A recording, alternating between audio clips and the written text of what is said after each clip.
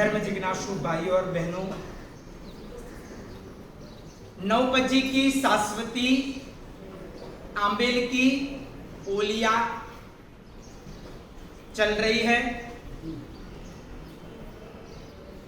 जिसमें आज चौथा दिन और चौथा पद उपाध्याय पद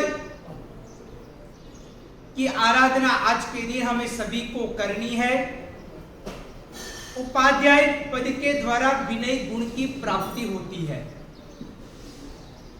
उपाध्याय पद के 25 गुण कहे जाते हैं। जो भी आराधक वर्ग उपाध्याय पद की आराधना करना चाहते हैं, इच्छुक है, उन सभी को 25 खमासमणे, 25 लोकस का कौशल, 25 स्वस्तिक फल और नैवेद्य और 20 माला गिननी है। ओम ह्रीम नमो उपज्जायानम नाम के पद की आराधना करना है। आज का उपाध्याय पद का वर्ण है हरा वर्ण, यानी कि हरे रंग के मुताबिक जो मूंग कहा जाता है, वो मूंग की बनी हुई जो भी वानगियां होती है, वो एक प्रकार से आज एक वर्ण के द्वारा करने वाले इच्छुक आंबेल के तपस्वी इस प्रकार की आराधना कर सकते हैं। भाग्यशाली जैन शासन के इतिहास में आंबेल का बहुत बड़ा महत्व कहा जाता है। तपस्या का महत्व भी जाजव्यमान लाजवाब बताया गया है। कहा गया है कि तीर्थंकर भगवान जो होते हैं उनका नाम 3/24 तक अमर रहता है, भूतकाल, भविष्य काल और वर्तमान काल। इसके बाद शायद उनका नाम भी लोगों की स्मरण शक्ति में से चला जाता है, परंतु यही अवसर पिनी काल में हो गए। वैसे स्थूलीभद्र जी, जिनका चारित्र का इतना प्रताप था कि जिस कारण उनका नाम 84 तक अमर रहेगा, तीर्थंकर भगवान का नाम 3/24 तक, जबकि स्थूलीभद्र जी का नाम 84 तक अमर रहेगा। उससे भी आगे बात करूं तो बताया गया है कि श्री चंद्र केवली जो पिछली यानी कि गई 24 के अंतर्गत दूसरे जो निर्वाणी तीर्थंकर भगवान हुए थे, उनके वक्त के अंदर वो श्री चंद्र केवली हुए और वो श्री चंद्र केवली की आंबेल की तपस्या ऐसी जाजव्यमान लाजवाब थी, अजब गजब की थी, विशिष्ट प्रकार की उन्होंने तब आराधना की थी। और जिस कारण से शास्त्र के अंदर इस बात का उल्लेख है कि उनका नाम कितनी 824 तक उनका अमर रहेगा नाम। सोचो कि तीर्थंकर भगवान का नाम 3/24, स्थूलीभद्र जी का नाम 84/24 और तपस्या करने वाले श्री चंद्र केवली, उसमें भी विशेष करके उन्होंने वर्धमान तप की ओली आंबेल की ही आराधना विशिष्ट प्रकार की थी और ऐसी प्रकार की आराधना की जिसके माध्यम से ऐसा पुण्योदय मजबूत हुआ कि 824 तक उनका नाम अमर रहेगा। यानी कि तीर्थंकर भगवान का नाम शायद 3/24 के बाद लोग स्मरण शक्ति में याद नहीं करेंगे, भूल जाएंगे। 84/24 तक इनका नाम स्थूलीभद्र जी का रहेगा, जबकि ऐसी आराधना की, इसलिए जैन शासन में तब आराधना का बहुत बड़ा महत्व बोला जाता है। हमारी इस अवसर पिनी काल के दौरान 44 में पढ़धर हुए, जिनका नाम आचार्य श्री जगत चंद्र सुरीश्वर जी महाराज साहेब हुआ। उसके पहले जब प्रभु महावीर थे, वो वक्त के दौरान हमारे ये गच्छ का नाम निर्ग्रंथ नाम का गच्छ कहा जाता था। यानी कि कोई भी प्रकार की ग्रंथि का भेद करने का, ग्रंथि मन में रखना नहीं, ग्रंथि को दूर करना और एकदम सरलता जीवन में लाना, इस प्रकार ग्रंथि भेद करते हुए निर्ग्रंथ नाम का ये गच्छ का नाम कहा जाता था। जबकि 44 में पटधर आचार्य श्री जगत चंद्र सूरी आचार्य भगवंत हुए सुधर्मा स्वामी जम्बू स्वामी से लेते हुए 44 में पटधर हुए। वो मारवाड़ के कोई इलाके के अंदर रहते थे, यानी कि वहां पे विचरण करते थे, कोई एक जगह पे स्थिर नहीं हो गए थे, वो भी पानी की तरफ बहते रहते थे और अलग अलग जगह पे विचरण करते थे, जैन शासन की प्रभावना करते थे।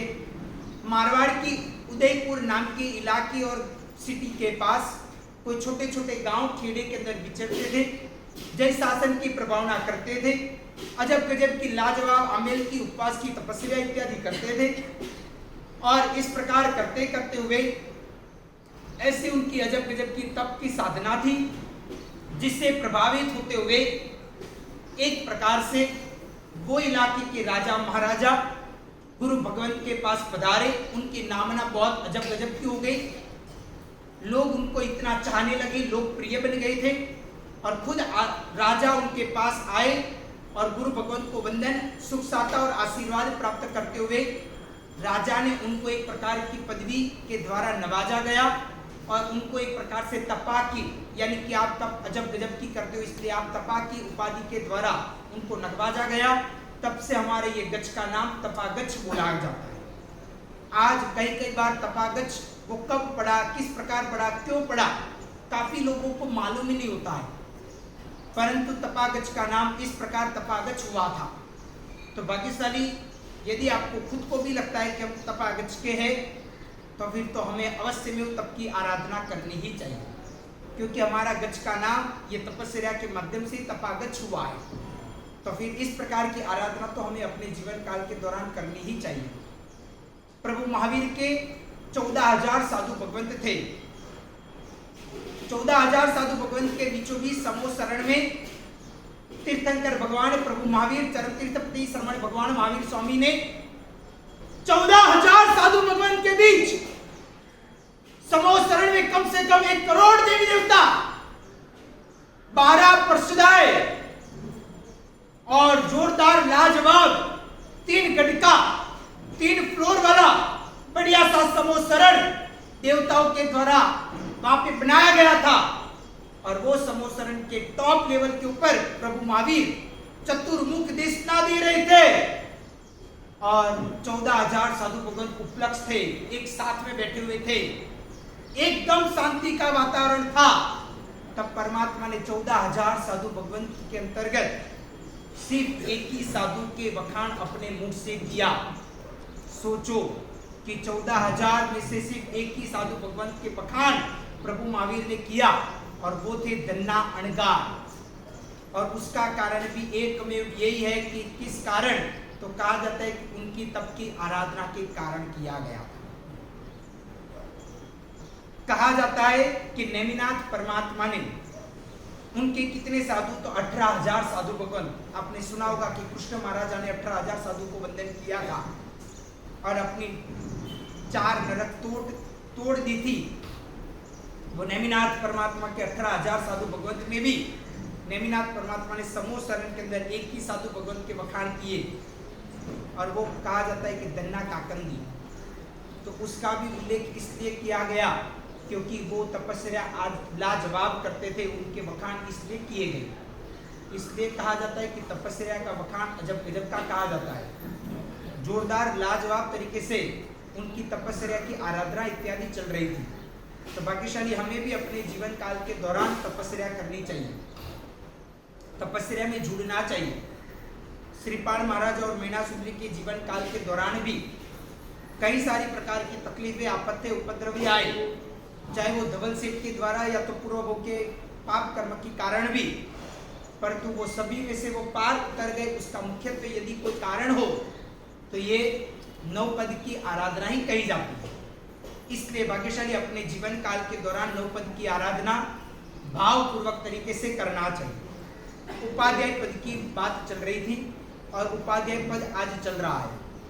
उपाध्याय पद विनय गुण का प्राप्ति का एक स्थान कहा गया है और विनय गुण हमें अपने जीवन काल के अंदर आएगा तो सभी प्रकार के गुण आ पाएंगे। उत्तराध्यान नाम के सूत्र के आगम के अंतर्गत भी अलग अलग प्रकार के 36 अध्ययन बताए जो प्रभु महावीर की अंतिम देशना कही जाती है। और उसमें सबसे पहला नंबर का यदि कोई अध्ययन हो तो वो विनय श्रुत नाम का अध्ययन कहा जाता है। यानी कि जो शिष्य यदि विनीत है तो कहा जाता है कि वो लायक कहा जाता है और वो अपने जीवन काल के दौरान आत्मा का उत्थान कर पाएगा। इसलिए सबसे पहले विनय नाम का गुण आना चाहिए। चाहे शिष्य कितना भी पढ़ा लिखा हो या तो भी पढ़ने लिखने का प्रयत्न करता हो या तो पढ़ता हो, परंतु जय शासन के अंदर ऐसी बात कही गई है कि जब विनय व्यावच आए, गुरु की जब विनय व्यावच की बात आए ना तो शिष्य सब कुछ चाहे कितनी भी कठिन अभ्यास क्यों न चलता हो परंतु सब कुछ छोड़ के तुरंत ही गुरु की विनय व्यावच भक्ति में जुड़ जाए। ऐसा प्रकार का शिष्य ही विनीत शिष्य कहा जाता है। और कहा जाता है कि विनय और व्यावच यानी कि भक्ति वो एक प्रकार का अप्रतिपाती नाम का गुण कहा गया है। यानी कि वो अप्रतिपाती नाम का गुण यानी क्या, तो कहा जाता है कि उसका फल कहीं ना कहीं आपको जरूर प्राप्त होगा, वो नष्ट नहीं हो जाएगा। चाहे आपके अंदर कितने भी अवगुण हो या कुछ भी हो, परंतु आप विनय व्यावच भक्ति करते हो तो कहीं ना कहीं वो आपके अंदर गुण है और वो आपने व्यावच विनय भक्ति की है तो कहीं ना कहीं वो आपके उदय में आएगा और आपके जीवन काल के अंदर कुछ अच्छा फायदा करवाएगा।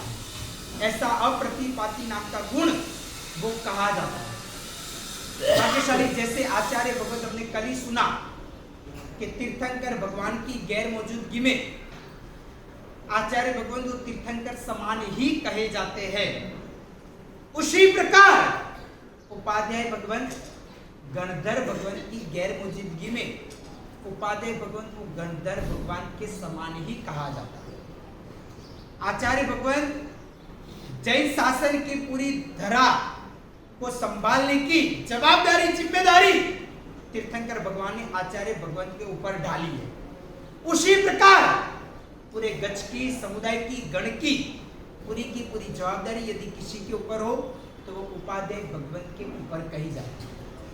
उपाध्याय भगवंत एक ऐसे कहे जाते हैं कि जो युवराज कहा जाता है। जैसे आचार्य भगवंत को जैन शासन के राजा कहा जाता है तो उपाध्याय भगवंत वो भविष्य के फ्यूचर के राजा कहे जाते हैं, वो युवराज कहा जाता है, वो मंत्रीश्वर कहा जाता है।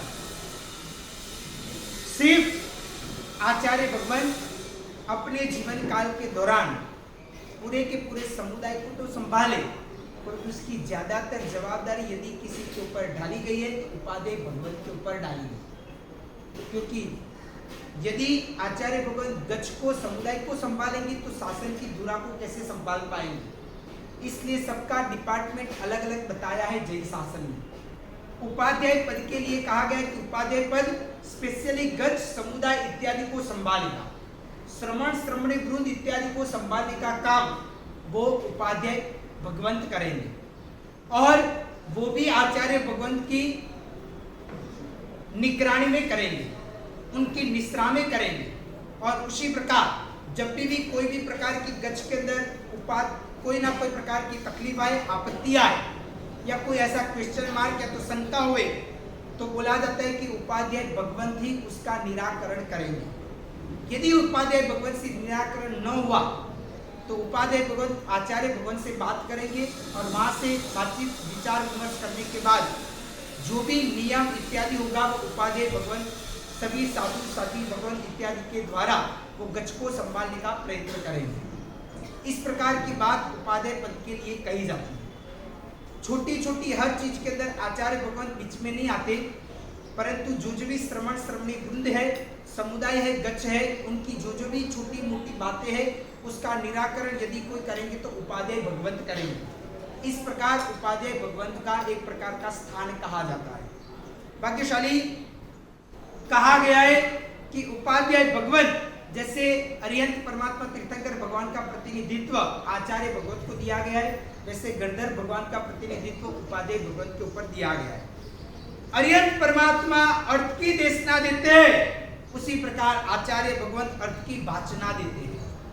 जो अर्यंत परमात्मा की होती है वो देशना कही जाती है, आचार्य भगवंत की अर्थ की होती है वो वाचना कही जाती है। वैसे ही गंधर्व भगवंत सूत्र को गूंथते हैं, उसी प्रकार उपाध्याय भगवंत सूत्र की वाचना देते हैं, यानी कि सूत्र के अंदर मजबूत श्रवण भगवंत को करने की कार्य को उपाध्याय भगवंत के ऊपर दिया गया है।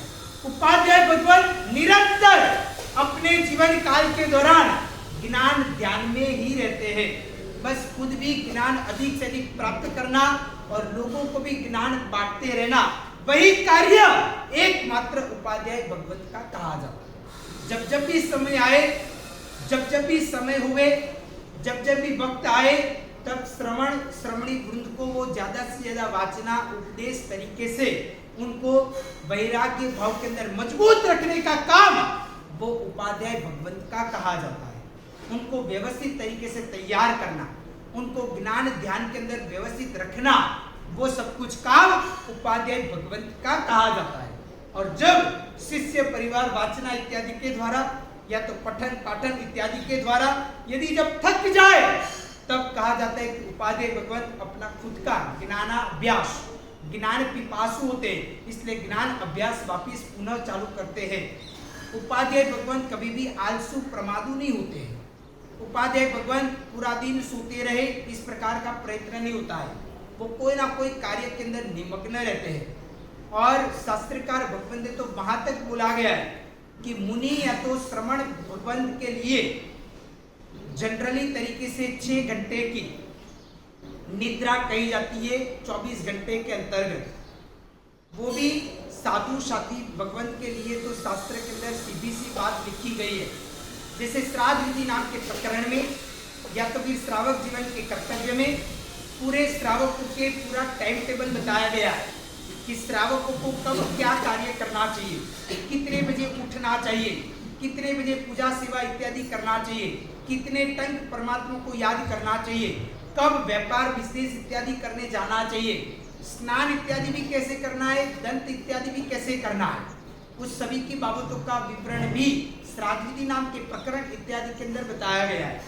तो भाग्यशाली पूरा श्रावक श्राविका का टाइम टेबल वो भी शास्त्रकार भगवंत ने बताया है कि श्रावक श्राविका को इतने बजे सो जाना ही चाहिए, इतने बजे उठ जाना ही चाहिए। अपने पूरे महीने की जो इनकम होती है ना, वो इनकम के भी अलग अलग विभाजन बताया गया है जय शासन में, तो उसको वैसे प्रकार से आप इन्वेस्टमेंट करो ताकि आपको फ्यूचर में कभी दिक्कतें न आए। उस सभी बाबतों का विवरण यानी कि श्रावक श्राविका का छोटे से छोटी चीज का भी ध्यान जय शासन के अंदर रखा गया है।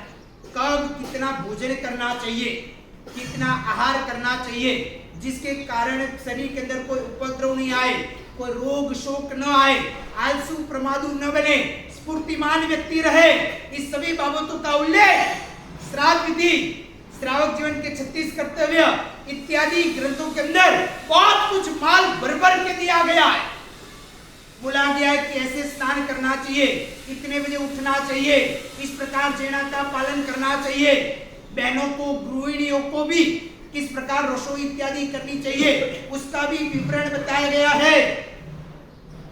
आपको और कोई जगह पे बाहर रसोई की रेसिपी सीखने के लिए जाने की जरूरत नहीं है, सब कुछ जय शासन के अंदर बताया गया है।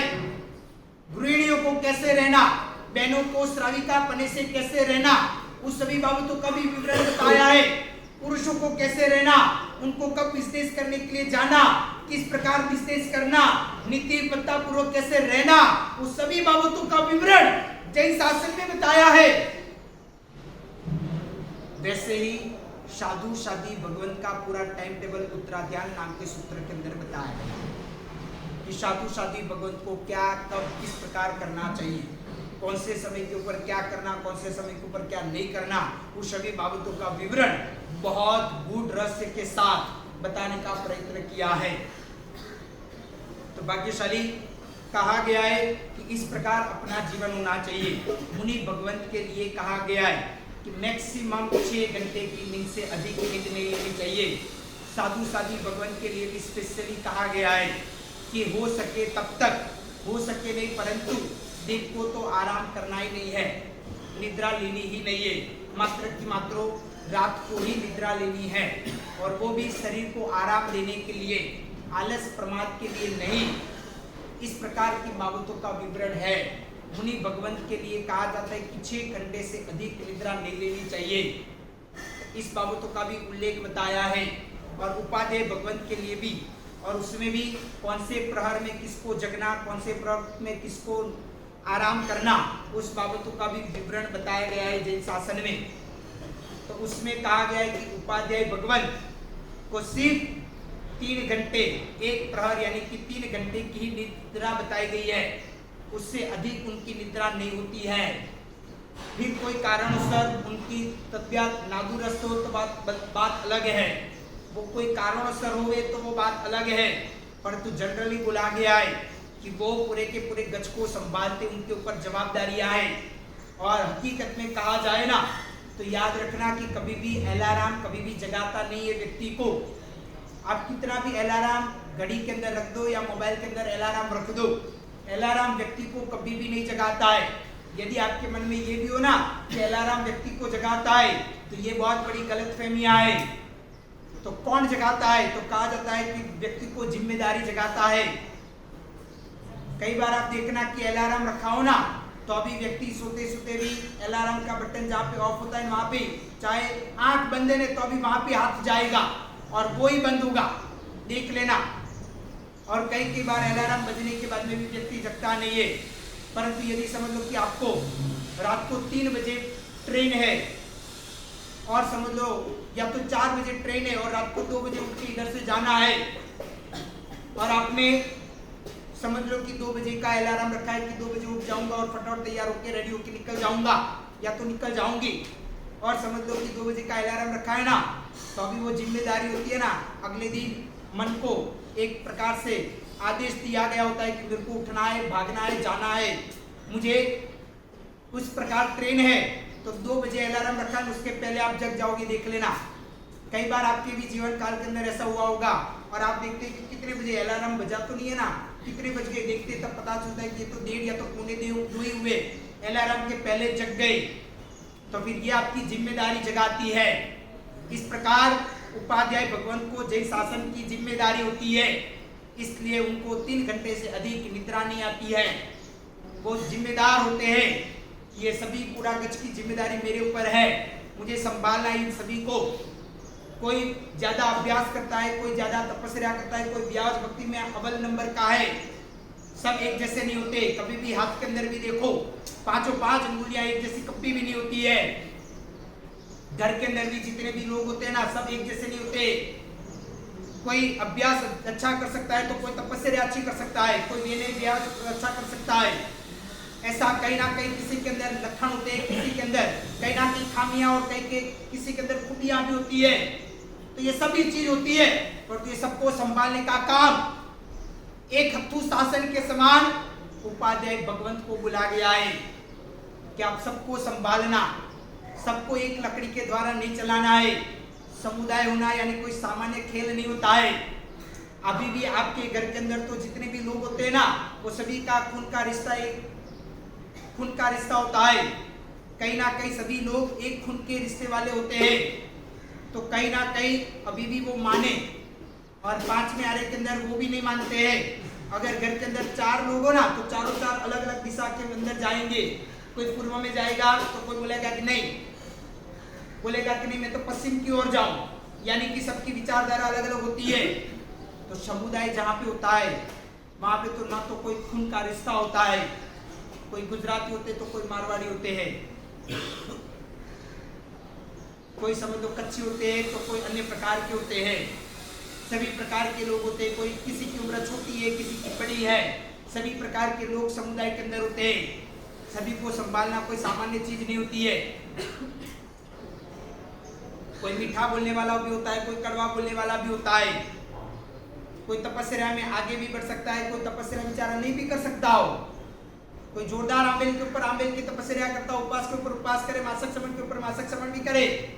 पर तो कोई ऐसा भी होता है कि वो बेचारा एकाशना वैसना से ऊपर आ ही नहीं सकता हो। वैसे भी होते हैं, सभी प्रकार के लोग होते हैं।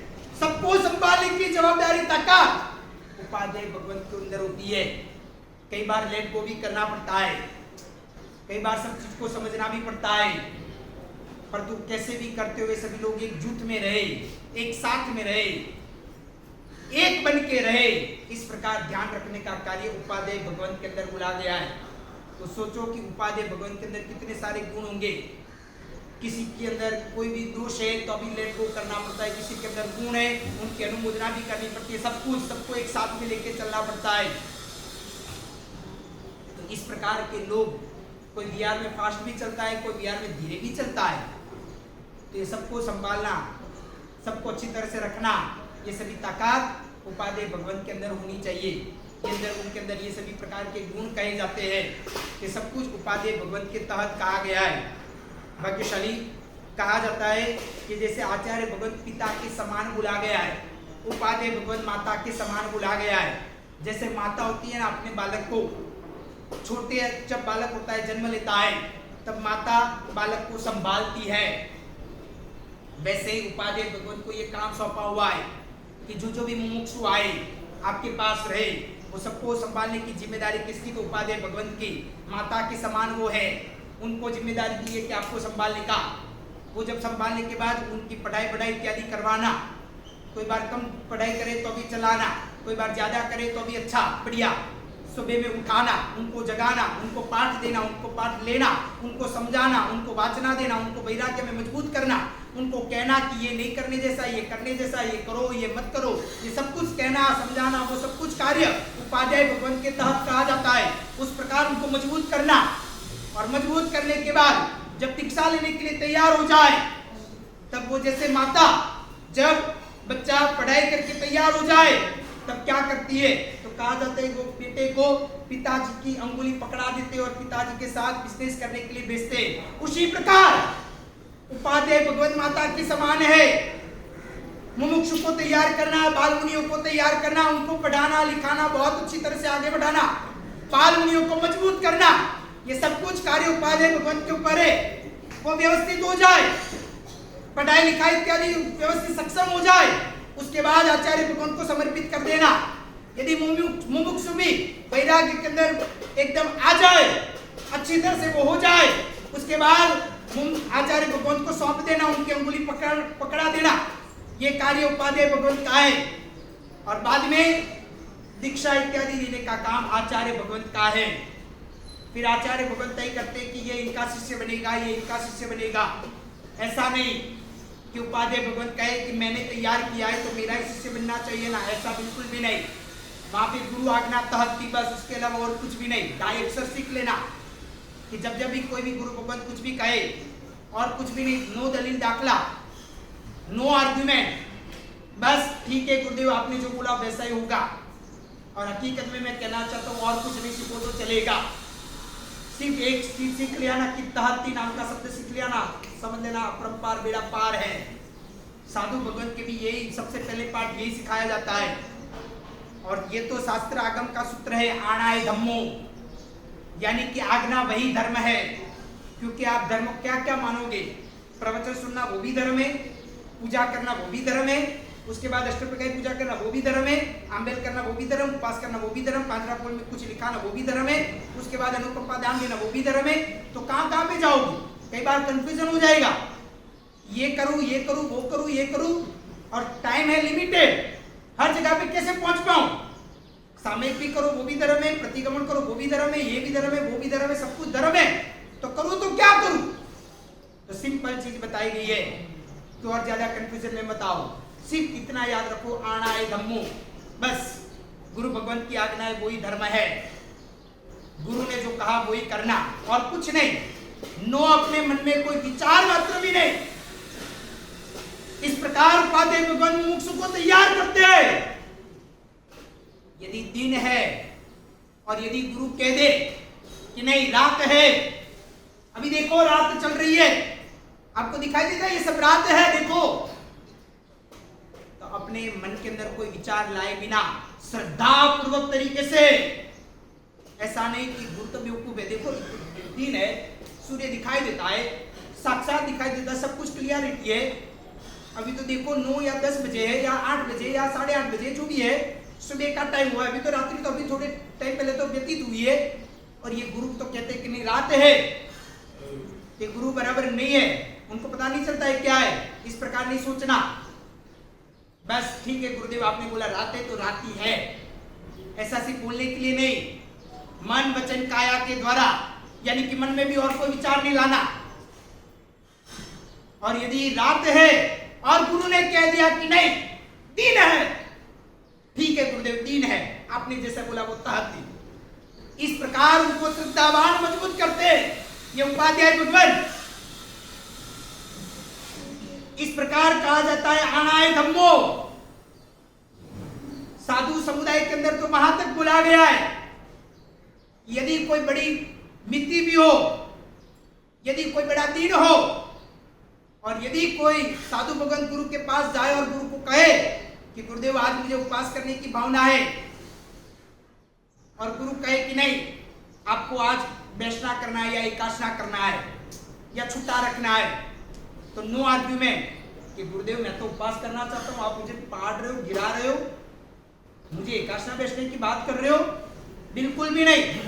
और यदि उन्होंने उपवास भी किया ना तो वो धर्म नहीं कहा जाएगा, क्योंकि उसके अंदर गुरु की आज्ञा नहीं है, चाहे कितने भी आपने मासक श्रवण क्यों ना किए, परंतु यदि गुरु के अंदर आज्ञा नहीं है तो वो धर्म नहीं बोला जाएगा। जैन शासन कहता है आज्ञा वही धर्म है, जो भी करो आज्ञा लेके करो, आना है धम्मो। और यदि गुरु ने कहा कि नहीं तू छुटा कर दे, लौकासी कर, तो ठीक है गुरुदेव तहती। गुरुदेव यदि आपको उचित लगे विनय विवेक पूर्वक कि यदि आपको उचित लगे तो मेरी भावनाएं उपवास करने की बहुत बड़ा दिन है, तो गुरुदेव आप बोलो तो मैं उपवास करूं। गुरुदेव ने बोले कि नहीं उपवास नहीं करना है, आज नौकासी करनी है, मैंने बोला वो करना है, फिर तो बस बात खत्म, तो ठीक है गुरुदेव। तो वो नौकासी में भी धर्म छिपा हुआ है, यानी कि जैन धर्म की बात समझना बहुत मुश्किल है। ऐसा मत समझना कि गुरु की आज्ञा के बिना उपवास किया तो वो धर्म बन गया, वो बिल्कुल धर्म नहीं है। जैन शासन चौकड़ी लगाता है, मना कर रहा है, ये अधर्म है। और यदि समझ लो कि गुरु ने नौकासी कहा तो नौकासी किया तो वो उसमें उसको उपवास का फल मिल जाएगा, क्योंकि आज्ञा का पालन किया है। सबसे पहले आज्ञा, आना है धम्मो, आज्ञा वही धर्म है। तो ये बात जैन शासन के अंदर उपाध्याय भगवान मुमुक्षु को, बालमुनियों को, सबको इस प्रकार तैयार करते, मजबूत करते कि गुरु जो बोले वही करना। गुरु बोले कि ऊपर बैठ जाओ तो बैठ जाओ, गुरु बोले कि नीचे उतर जाओ तो नीचे उतर जाओ, नो आर्ग्यूमेंट। क्यों सभी के बीच में मुझे ऐसा कह दिया, नो आर्ग्यूमेंट। गुरु को जो लगा वो उचित। और इस प्रकार की भावना यदि होती है ना तो वो चेला भी तर जाता है और गुरु भी तर जाता है। इसलिए भाग्यशाली ऐसी प्रकार की बात उपाध्याय भगवत के अंदर कही जाती है। तो ऐसे उपाध्याय भगवत तैयार करते हैं। कहा जाता है कि जैसे जिस प्रकार पराक्रमी जो पशु होते हैं, जितने भी पशु है उसमें पराक्रमी में सबसे उत्कृष्ट पशु यदि कोई कहा जाए तो शेर है, पराक्रमी है, जोरदार है, जंगल का राजा कहा जाता है। उसी प्रकार समझदार पशुओं के अंदर हाथी श्रेष्ठ कहा जाता है कि हाथी बहुत समझदार होता है, श्रेष्ठ कहा जाता है। इसीलिए श्रेष्ठ पशुओं के अंतर्गत पहला स्थान शेर का यानी कि सिंह का है और दूसरा स्थान हाथी का कहा जाता है। वैसे आचार्य भगवान शेर के समान कहे जाते हैं और उपाध्याय भगवान हाथी के समान कहा जाता है। और एक कहावत आपने सुनी होगी कि हाथी मुख से दाना निकले, कीड़ी कुटुंब सो खाए, यानी कि हाथी जितना खाता है ना उतना ही गिराता है, और जितना खाता है उतना गिराता है। और वो जो गिराया ना उसमें कई सारे चींटियां इत्यादि होते हैं ना, उसका भोजन हो जाता है। उसी प्रकार उपाध्याय भगवान के लिए कहा गया है कि उपाध्याय भगवान अपने अंदर जो ज्ञान पिपासु, ज्ञान की जो चाहना उनके अंदर होती है, और वो जो ज्ञान पढ़ने के बाद जो श्रवण श्रवणी भगवंत को वाचना स्वरूप में, उनको तैयार करने स्वरूप में जब वो देते हैं ना तो उनके मुंह से जैसे हाथी जितना खाता है ना उतना ही गिराता है, यानी कि हाथी मुख से दाना निकले, कीड़ी कुटुंब सो खाए। उसी प्रकार यानी कि उनके उपाध्याय भगवान के मुंह से निकलता है ना तो वो वाचना स्वरूप के अंदर साधु साध्वी भगवंत उसके अंदर मजबूत तैयार हो जाते। ऐसी प्रकार की बाबत का उल्लेख जैन शासन के अंदर बताया कि वैसे ये उपादेय भगवंत कहे जाते हैं। उपादेय भगवंत भावना के चंदन जैसे कहे जाते हैं, यानी कि वो एकदम अपने जीवन काल के दौरान शीतलता प्राप्त करते हैं। और उपादेय भगवंत वो ऐसे शीतल होते हैं कि सामने वाला व्यक्ति कितना भी विषय कसाय के द्वारा जला हुआ क्यों ना हो, परंतु उपादेय भगवंत के पास आए, उनकी वाचना इत्यादि सुने, उनके मुंह से पाठ सुने और उनकी विषय कषाय इत्यादि दूर हो जाए, इसलिए उनको भावना के चंदन की उपमा दी गई है। उत्तराध्यान नाम के सूत्र के अंदर 11वें नंबर के अध्ययन के अंदर जो श्रवण भगवान महावीर स्वामी ने 16 प्रहर की देशना, अंतिम देशना दी है और उसके 36 अलग अलग अध्ययन उत्तराध्यान नाम के सूत्र के अंदर बताए गए, उसमें 11वां नंबर का अध्ययन है बहुश्रुत अध्ययन। बहुश्रुत अध्ययन के अंदर उपाध्याय भगवंत के लिए खुद श्रवण भगवान महावीर स्वामी ने 16 प्रकार की उपमाएं बताई है। किनके लिए? तो एकमात्र उपाध्याय भगवंत को ध्यान में रख के कि उपाध्याय भगवंत ऐसे होते हैं, उपाध्याय भगवंत ऐसे होते हैं, उपाध्याय भगवंत सूर्य के समान है, उपाध्याय भगवंत चंद्र के समान है, उपाध्याय भगवंत जम्मू द्वीप के समान है, उपाध्याय भगवंत सीता नदी के समान है, मेरू पर्वत स्वयं पूर्वमण समुद्र जैसे पानियों से चिक्कार भरा हुआ है, सबसे बड़ा समुद्र स्वयं पूर्वमण समुद्र है। उसी प्रकार ज्ञान से भरे हुए वैसे उपाध्याय भगवंत कहे जाते हैं। वो निरंतर अपने जीवन काल के अंदर विषय कषाय इत्यादि न आए, उसका चिंतन मनन अपने जीवन काल के दौरान करते रहते हैं। बस वो एक प्रकार से अपने जीवन को एकदम महकाने का ज्ञान के द्वारा, ज्ञान की सुवास हर जगह पे डालते रहते हैं और ऐसा महकाने का प्रयत्न ये उपाध्याय भगवंत करते हैं। उपाध्याय भगवंत जगत के सच्चे बंधु यानी कि भाई के समान कहे जाते हैं। जैन शासन के सच्चे भाई यदि कोई कहा जाए तो उपाध्याय भगवंत कहा जाता है। जैन शासन को उज्जवल बनाने का यदि पर्दे पीछे का कार्य करते हैं ना, तो वो उपाध्याय भगवंत कहा जाता है। आचार्य भगवंत पर्दे के आगे कार्य करते हैं, जबकि अंदर से ठोस मजबूत करने का कार्य वो उपाध्याय भगवंत का कहा जाता है। भाग्यशाली सकल संघ का यदि नींव के अंदर आधार कहा जाए ना, तो ये उपाध्याय भगवंत ही कहा जाता है। और उपाध्याय भगवंत ऐसे भी मैंने आपको पहले कहा था कि 3 तत्व है, जीव तत्व, गुरु तत्व और धर्म तत्व, सिद्ध तत्व, साधक तत्व और साधना तत्व। तो उसमें से बीच वाला गुरु नाम का तत्व कल से हमने शुरू किया और कल तक वो चलेगा। उसमें गुरु तत्व में 3 पद आता है, आचार्य, उपाध्याय और साधु। तो आचार्य और साधु ये दोनों के सेतु के बीच वाला जो यदि कोई पद हो ना, तो उपाध्याय पद कहा जाता है। यानी कि साधु को भी आचार्य तक पहुंचना हो तो बीच में उपाध्याय पद को लेके आगे बढ़ने की बात बताई है। उपाध्याय पद भी ऐसा कहा गया है कि भविष्य के वो जैन शासन के चमकते सितारे के समान आचार्य भगवंत भविष्य के कहे जाते हैं कि भविष्य में, वर्तमान में वो उपाध्याय है पर भविष्य में यही आचार्य बनेंगे। ऐसी प्रकार की बात जैन शासन के दौरान जैन शासन के अंदर बताया गया है। तो भाग्यशाली इस प्रकार आचार्य भगवान तप और साधना के अंदर निरंतर निमग्न अपने जीवन काल के दौरान रहते हैं। तो इस सभी बाबतों का विवरण उपाध्याय पद के लिए कहा जाता है। समय हो चुका है इसलिए इधर रखता हूँ उपाध्याय पद की बाबतों का विवरण, बाकी आगे देखूंगा। कल वहां पे पहुंचना जरूरी था इसलिए कल प्रभावना नहीं दी थी। आज पुनः आपको सभी को एक प्रभावना देना चाहता हूँ, इसलिए सभी भाग्यशाली आज प्रभावना हमारी लेते रहना। 24 तीर्थंकर भगवान के साधुओं की संख्या आज मैं आप सभी को करवा रहा हूँ। पहले हमने एक दिन देखा था कि 24 तीर्थंकर भगवान के लड़के और लड़की की संख्या। एक दिन हमने देखा कि 24 तीर्थंकर भगवान के सिद्ध भगवंत यानी केवल ज्ञानी की संख्या।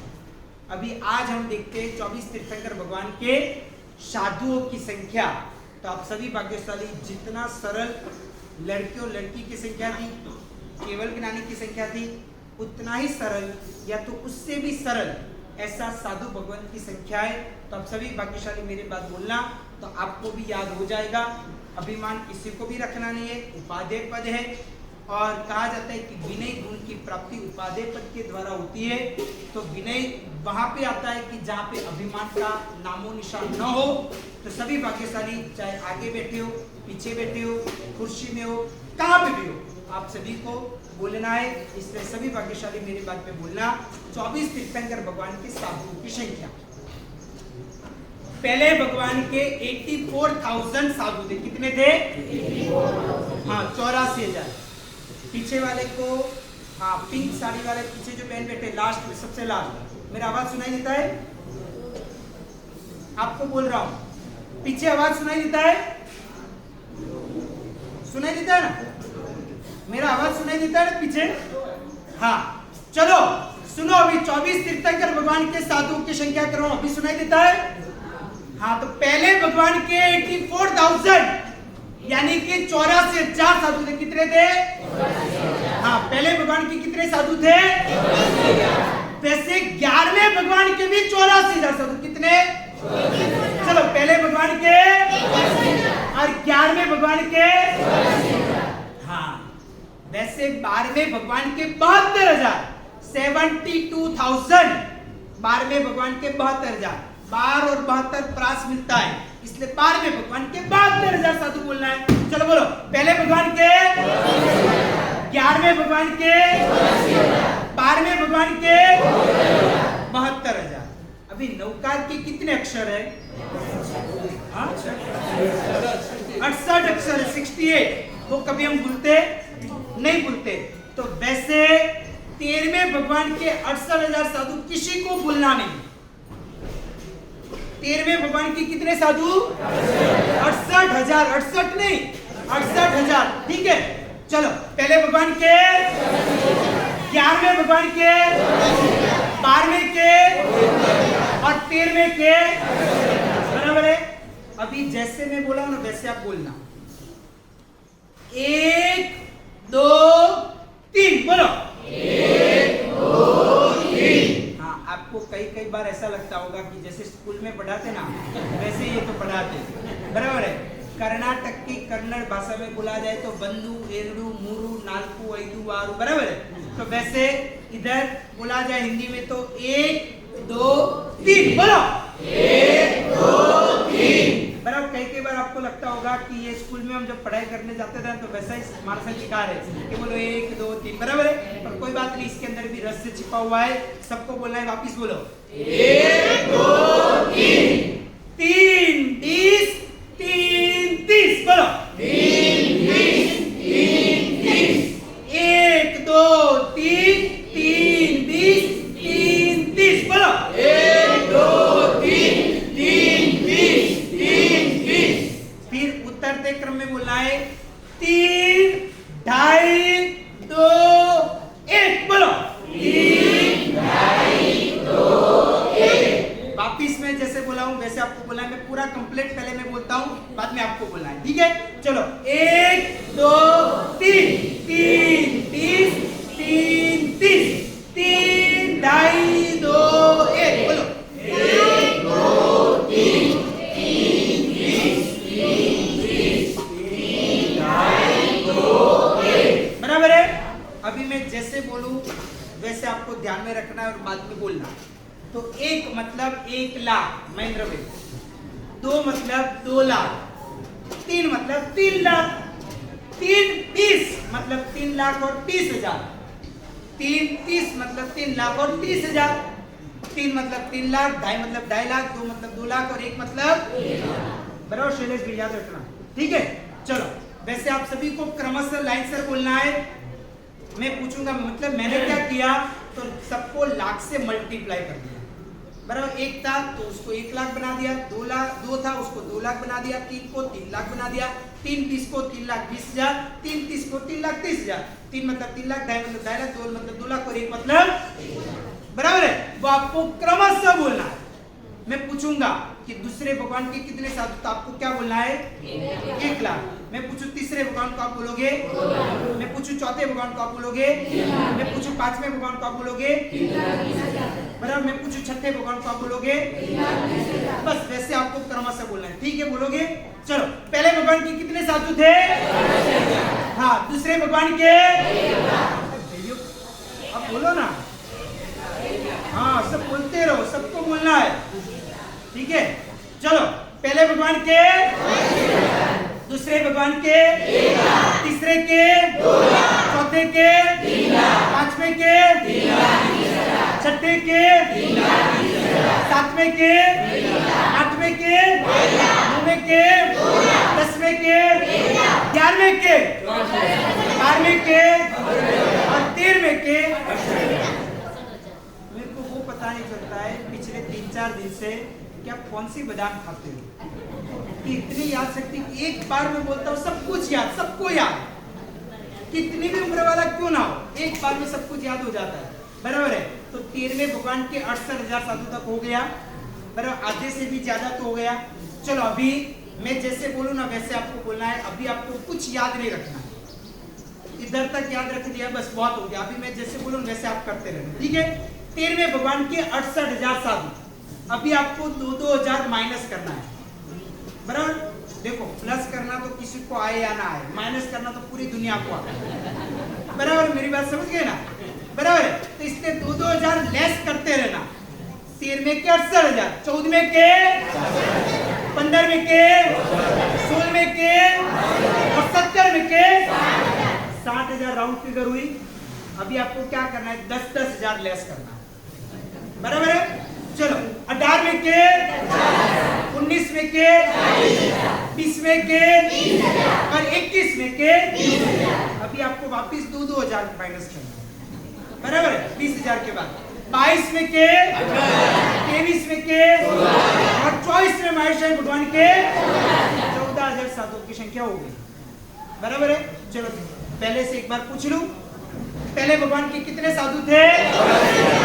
दूसरे भगवान के, तीसरे के, चौथे के, पांचवें के, छठे के, सातवें के, आठवें के, नौवें के, 10वें के, 11वें के, 12वें के, 13वें के, 14वें के, 15वें के, 16वें के, 17वें के, 18वें के, 19वें के, 20वें के, 21वें के, 22वें के, 23वें के और 24वें महेश्वर भगवान के 14,000 साधुओं की संख्या याद रह गई। तो बस ऐसे यदि आपको याद रहता है तो सोचो कि 3-4 दिन में इतना सारा ज्ञान याद रहता है, तो 4 महीने हुए तो कितना सारा ज्ञान याद रह सकता है। इसलिए सभी भाग्यशाली आप सभी प्रवचन में आते रहना।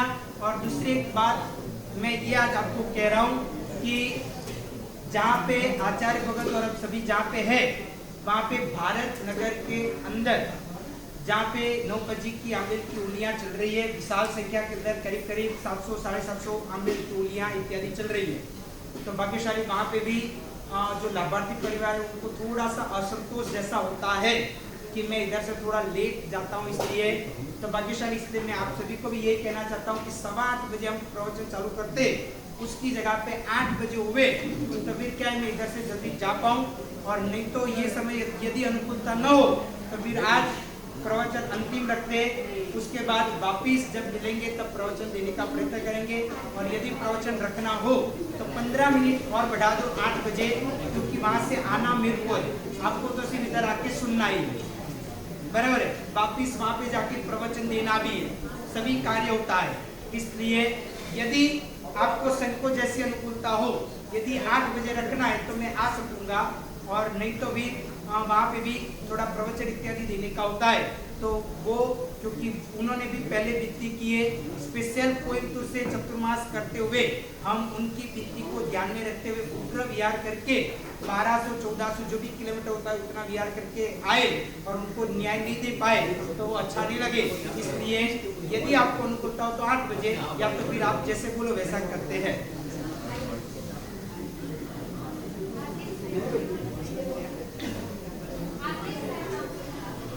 हाँ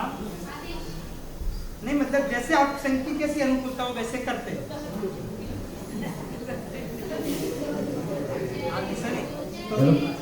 सब आओ या 8 बजे दे दे बोलो।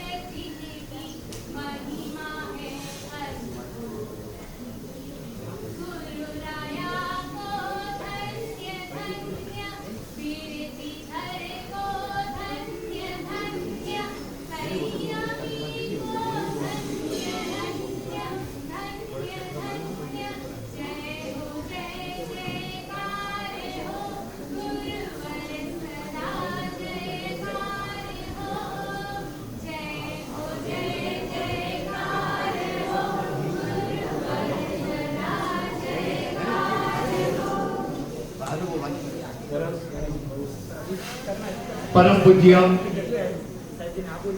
विद्वान मुनिराज साथी जी भगवान संघ के चरणों में कोटि कोटि वंदन। गुरुदेव हमारे लिए 8 बजे अगर इधर आ सकते हैं, उनके जो भी नक्की किया वो प्रोग्राम है।